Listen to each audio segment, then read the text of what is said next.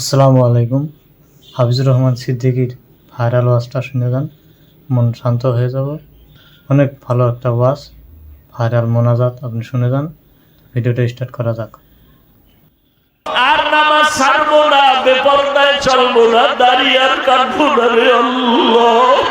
নবীর কলিজায় আর আঘাত দিব না রে মালিক। নবীজির সুন্নতের বাহিরে আর চলবো না রে আল্লাহ। একজনের হাতও খালি ফিরাইয়া দিয়েন না রে মালিক।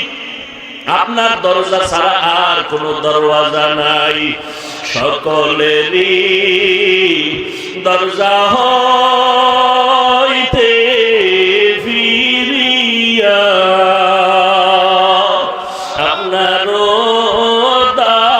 দরজায় রইলাম তাকাইয়া, তওবা করে আবার তাওবা ভাঙ্গিলাম, তওবা করে আবার তাওবা ভাঙ্গিলাম,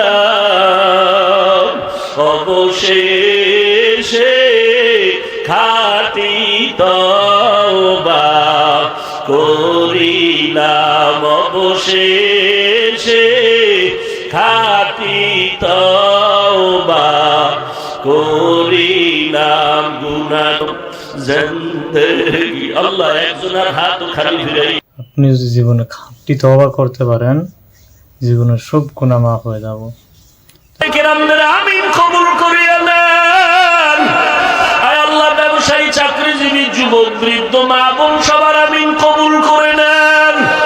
আমার কলিজার যুবকগুলো আপনার ওলি বানাইয়া দেন, নবীজির সুন্নতের আশিক বানাইয়া দেন।